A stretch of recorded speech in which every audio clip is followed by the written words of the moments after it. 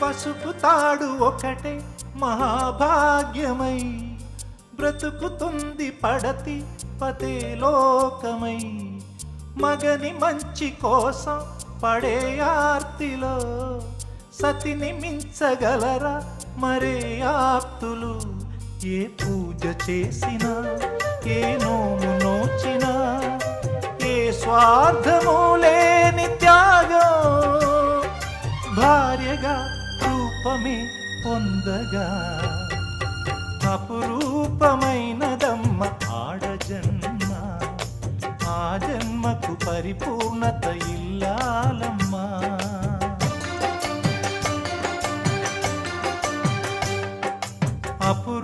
అపురూపమైనదమ్మ ఆడజన్మ, ఆ జన్మకు పరిపూర్ణత